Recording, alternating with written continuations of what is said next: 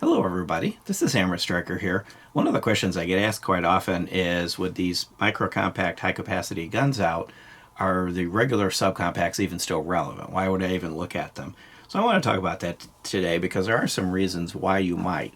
So for this particular video, I've got a Canik Mete MC9, which is Canik's latest micro-compact, and right behind it I've got a Canik TP9 Elite Subcompact, and this is their latest in their kind of the regular double stacks, the classic double stack subcompacts. And between these two, there's kind of some reasons why you would choose one or the other. And every manufacturer is different, so some of the reasons might apply to a particular manufacturer's line and some of the reasons might not. So first, just to understand, well, what is these micro-compacts? What are they? And what I've got here, that one has a magazine in it still. This is your classic Glock 26 size subcompact, you know, the baby Glock. This is what was concealed carry for quite a long time, this footprint. And then there were a lot of single stacks that came out that were thinner, lighter, smaller, but the capacity was drastically lower. Classically, these held between 10 and 12 in this format. And this particular one, as you see it looking at it, holds 12 in its flush magazine. And there's a 17-round magazine available for it. And most of these micro-compacts, when they were single stacks, they held 6 or 7. It was a really low capacity. Most of these now that you're seeing, things like the P365 and the Hellcat and this one, they hold more than that. This one holds 12 in its flush magazine. But I would say kind of the minimum bar to be considered this category as minimum is 10. You're seeing a kind of 10, 11, 12 in their flush mags. And if you look at them quickly, just kind of glancing at them, you might not even really be able to tell the difference between them. How are these two any different?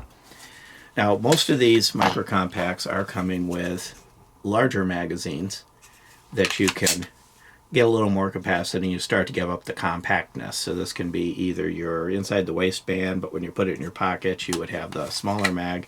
This particular one is 15, but they vary. Anywhere between 12 and 15 in the higher capacity mags that come with them. And most of them will come with one of the standard capacity, you know, in this case 12, and one of the little bit higher. So you could carry this ankle, pocket, and things like that with the flush mag. And if you're going to carry it inside the waistband, you could pop the bigger mag into it. One of the things you tend to find with a lot of these, though, is they generally won't take the magazines from their bigger brothers. So if you look at something like the P365, will not take P320 magazines. The Hellcat will not take XDM magazines. So you generally, in most of these, you're limited to the magazines that are available to it. The Canik happens to be an exception.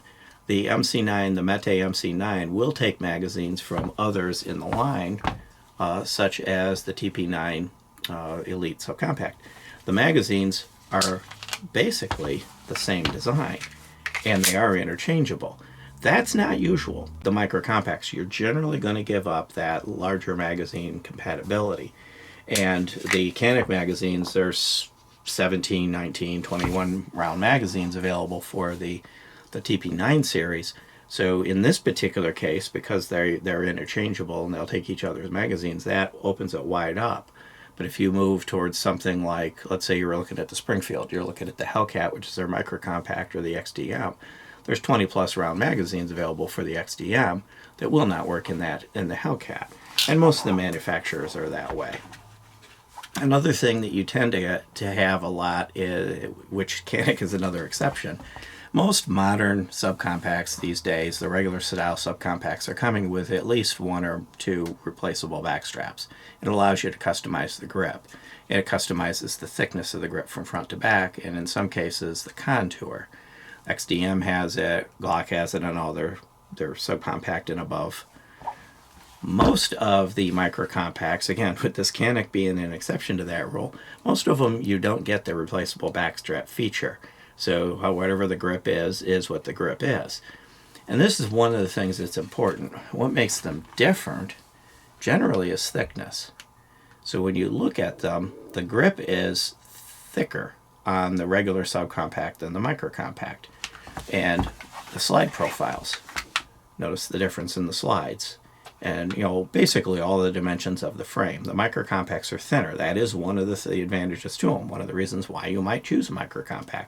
I want something thin, especially if you're going to put it in your pocket or strap it to an ankle. However, depending on the size of your hand, that thinness can result in, and I'll even put a magazine in just to make it a little bit easier, it can result in not getting a perfect grip. Now, the replaceable back straps on the Canik, it helps adapt to that, but you can find that it just doesn't fit right in your hand. That's a compromise you may be willing to give up to get at least reasonable capacity in a smaller gun. But the bigger your hand gets, the harder it is going to be to get one of these things to fit comfortably in your hand and get a good grip. Whereas you notice the standard subcompact, it just fits. I grab a hold of it, it just fits in my hand. I can shoot the littler one, but I can more easily shoot this one well. So what you may find is these are a little harder to shoot well, require a little more work. Are they mechanically accurate? Yeah, they're mechanically accurate. There's no, if it's a well done one by one of the better manufacturers that's doing them, there's no mechanical accuracy problem. The question is, can you, working with the gun, be accurate with it? The other thing is, up until recently, most of the microcompacts didn't have MOS capability, but now they do, or optics-ready capability. Now a lot of them do. P365, the Hellcat, they've all come out with optics-ready versions. But one of the things you'll find is that most of them have a thinner slide, just like I showed you earlier. And as a result, you need a narrower optic, which results in, I don't happen to have an optic on this one, but if you had an optic that were to fit the narrower slide properly, not hang over the edges, it would have a narrower viewing window, which again makes it a little hard to pick it up, whip it up in front of your face, find the dot, and shoot accurately quickly. Can you do it? Yes, you just have to practice more. And I think you're going to find a lot of that's going to come down to the little ones. You have to do a little more work to shoot them well. You have to practice with them more, and you have to learn on them. Whereas generally the standard double stack subcompacts, they shoot the same as their compact and full-size companions.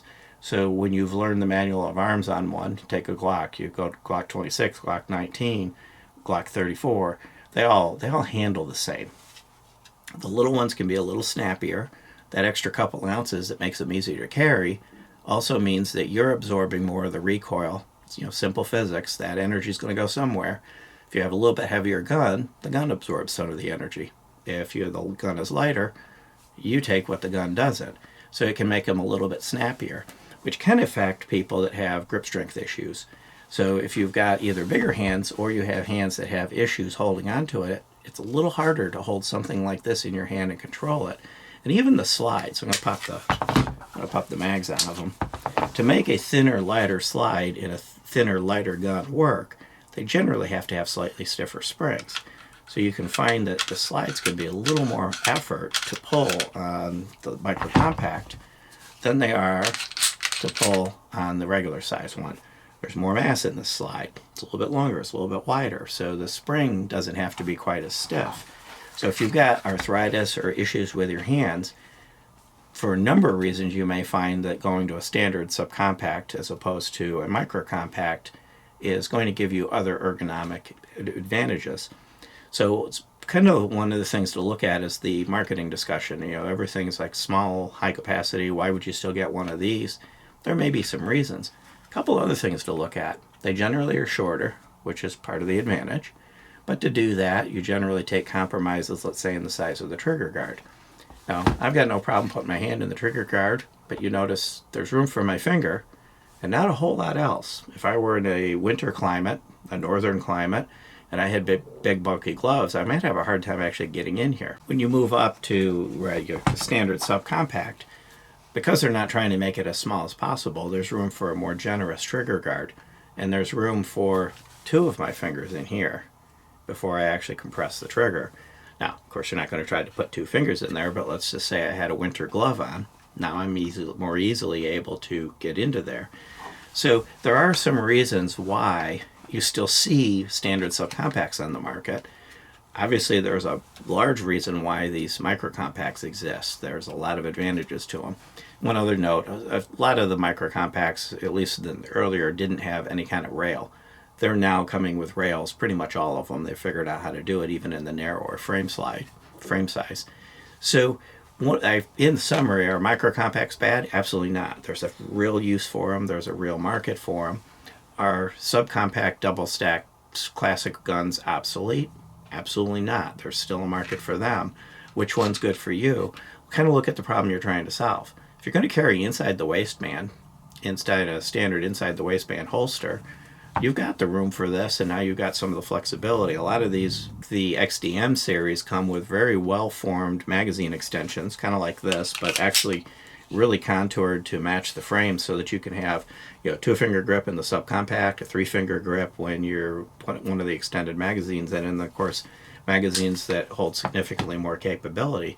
So if you don't have the need to try to hide it in the smallest possible place, pocket, ankle, things like that, you might want to consider something like a standard double stack subcompact. If you need the lightest, smallest possible footprint, you need that thin footprint, maybe your body style or where you want to store it, pocket, ankle, things like that. Look at a MicroCompact, but look at ones that have as much flexibility of the larger ones as possible. Things like this Canik. Kind of an important side note, if you're watching this video and you've been concealed carrying for a while, you're going to look and say, I pocket carry a Glock 26, I pocket carry a whatever, and I've been doing it forever. And you're right.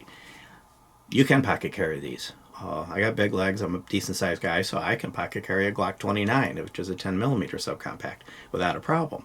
If you got a smaller body, tighter pants, you want to be a little more stylish, then you're possibly going to have a little more hard time pocket carrying something like this. You might move to something like this. You might have issues with it, printing or pulling down on your pants and kind of creating a kind of a sideways look. So it really kind of depends. There's more options to hide this. There's more options to more easily shoot this well and have additional magazine capacities and larger red dots. So it really just comes down to what's the problem you're trying to solve when you're trying to pick one of these things. Beyond that, if you like our videos, please give us a thumbs up, share, subscribe. Please consider supporting us on Player, where we can start doing videos that you can't do on YouTube anymore. We're also on Instagram, Twitter, Rumble, Getter, pretty much everywhere.